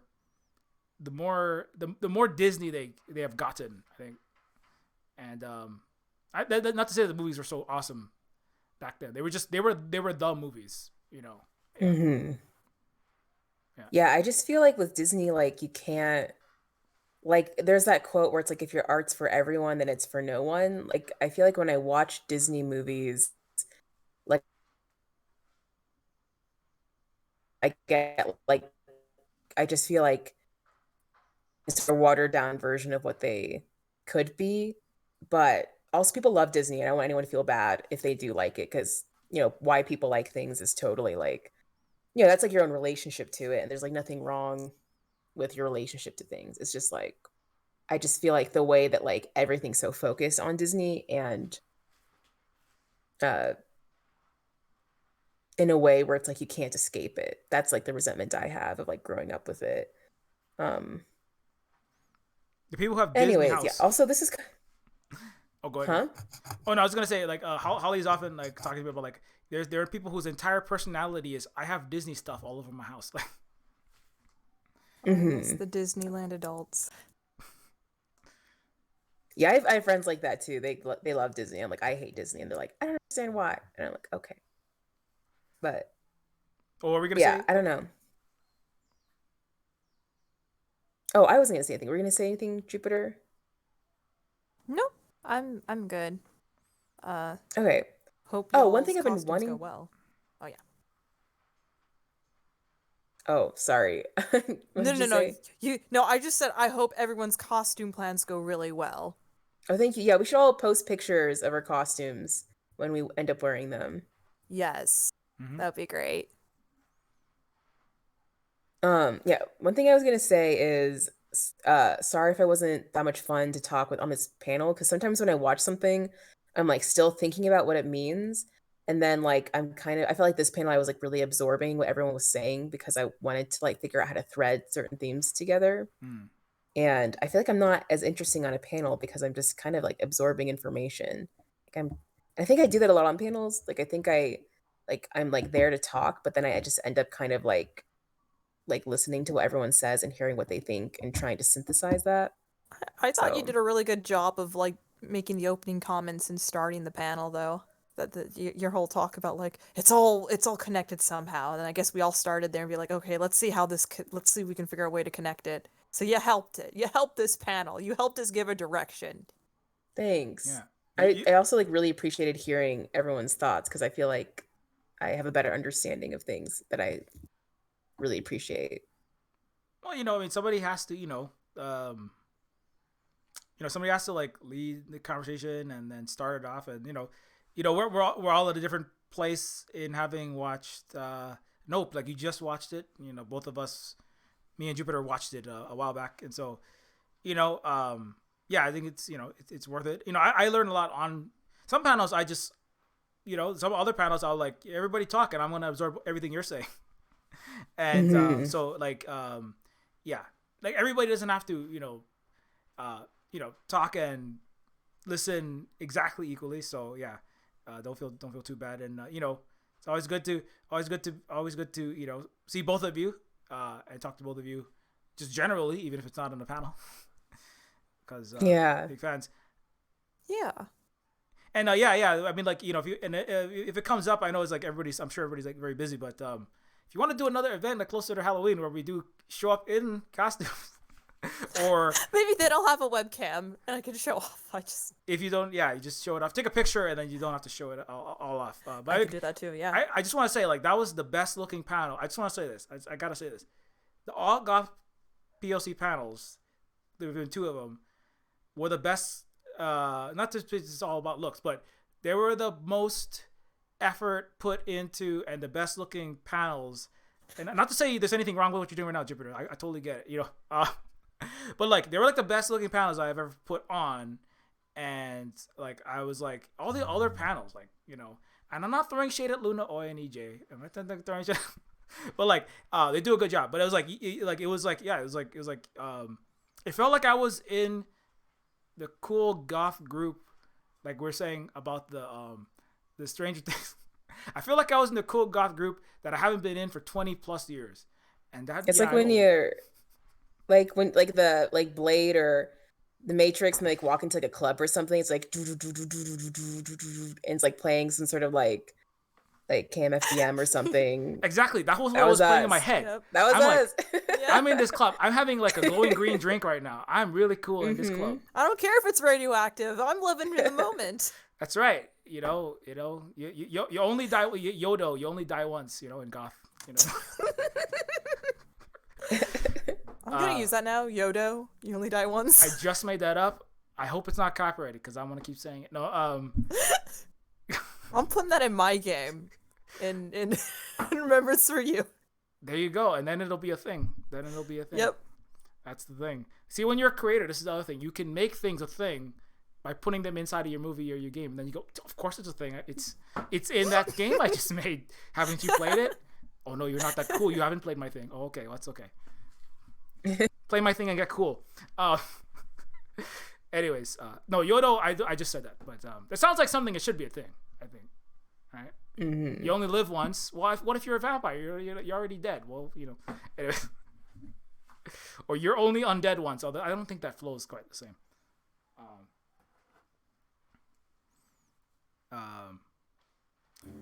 But anyways, it's almost. I know it's like you guys.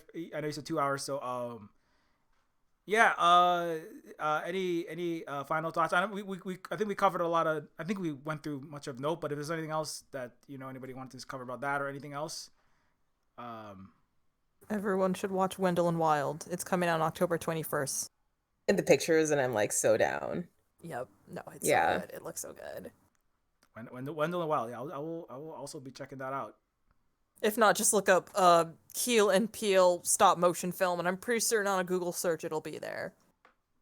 Oh, it's a Keel and Peele stop motion film. Keel and Peele are starring in it. Oh. And I think gosh, they were like co-working. They like co-wrote it with I believe the director's name's Henry Slick, who is the guy who did James and the Giant Peach, Nightmare Before Christmas, and Coraline.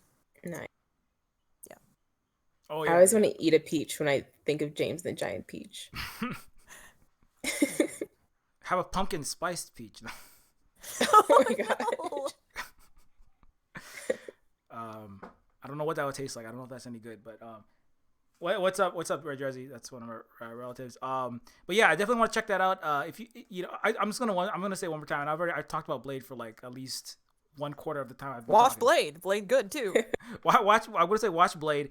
Even more so, Rizzy, you should watch Blade. Watch Blade because I'm gonna be playing a pixelated Blade in a video game, and you're not gonna get the references in my very funny jokes that I wrote in my very funny pixel game if you don't watch Blade. So you gotta watch. At least look at a picture of Wesley Snipes as a vampire. Or who's the guy that's? I think are they still making that new one? I don't even know. There was one in the works, but I'm not sure. Wait, wow. There's a new one. Wow, a new Blade. Yeah, they are. That's right. Yeah. So if that one comes out between now and next Tuesday, watch that one. And watch the original one. But yeah, that's my shout out. Oh, also, what was the one more thing?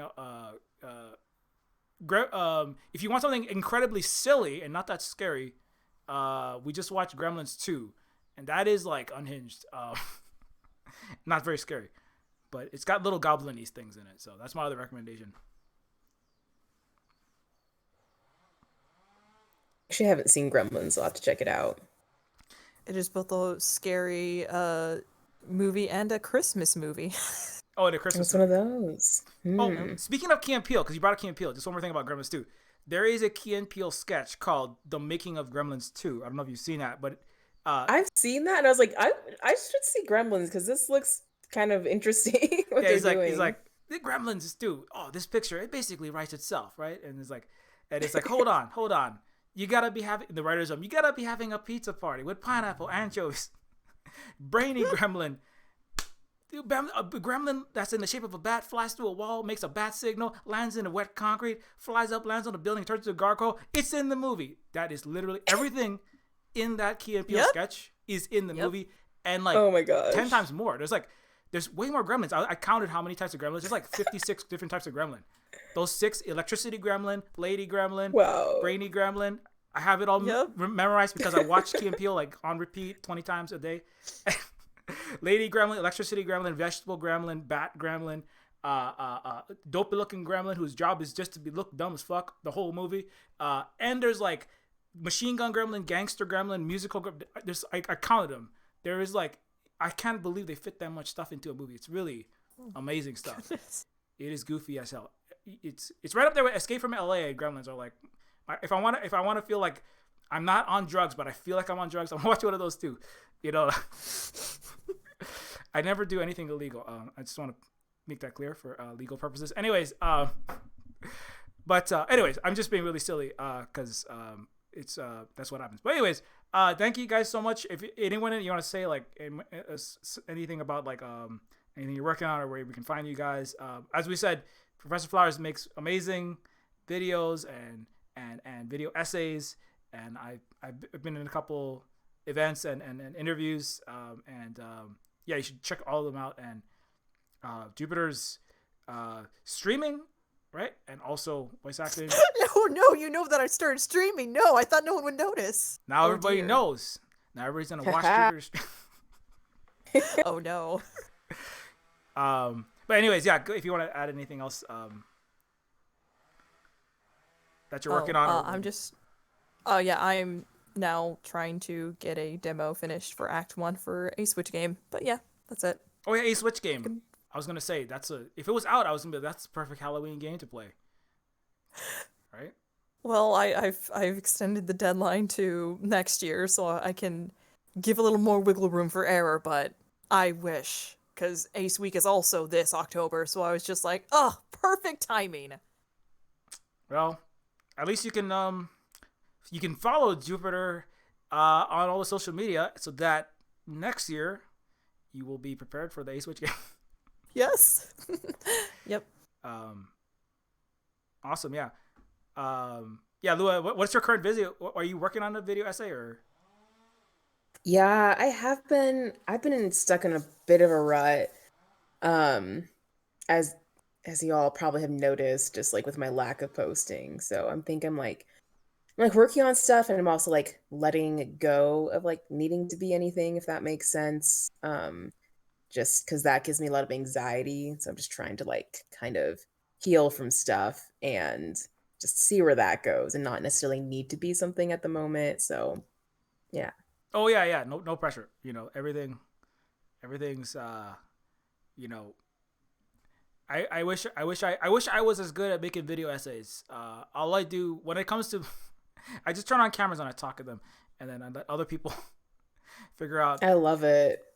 What I do like a lot of streams per week, but anyway, that's all the time I have in my head outside of making the game stuff. But yeah, I do appreciate any amount that, and thanks for coming on, of course, as always. And you know, we'll see what we can set up in the future as time and energy and etc. allows. Yeah. Anyways, thanks everybody for watching. I am going to be back on in the evening because I am as unhinged as Gremlins 2, and I stream like 3 times on Saturday sometimes because I'm weird like that. I'm actually going to be streaming live game dev, practicing my Wesley Snipes voice. So that's what I'm going to do later on. And trying to draw a pixelated version of Wesley Snipes. So if you want to see that, you can check it out at 8 Pacific time. 9 Pacific time. But anyways, thank you so much. Thanks everybody for coming out. Think about watching Nope. Don't feel like you have to watch it, but I mean I enjoyed it, even if it's not all properly. I would say it's not all fully threaded the first time, and unless you talk to some people that that can help. But it's not the best. I think it's not the best of the Jordan Peele movies. Possibly that's Get Out, but wait. Oh, okay. I was What's about to ask, but you just said. I was about to ask, but you just said. Oh yeah. If I'm gonna rank it, I would say Get Out. Get Out, Nope, Us, or is it Get Out, Us, Nope? Yeah, that's my ranking too. Is it depends on the mood that it's sometimes Get Out, Us, and Nope, and sometimes it's Get Out, Nope, Us. Yeah, I feel like Get Out. I feel like Get Out is so important, and then Us is like very freaky in a lot of ways. Shoot, I don't know. Yeah, I think it depends on the mood. I'm gonna probably I'm a science fiction, I make a lot of science fiction related stuff, so I'm just gonna call it a tie. That's what it's gonna say 1 and then tied for second. Get Out though, and then tied for second. Nope and Us. I may change my mind next time we stream. When I've rewatched them, it happens as many times as Jupiter has rewatched Nope, and I haven't actually rewatched Us or Get Out either, so I probably should do that if I'm gonna do that for real. Anyways, take it easy, everybody, and happy Halloween, and happy Halloween. happy Goth month. Happy Halloween. Happy God. Yep. Bye.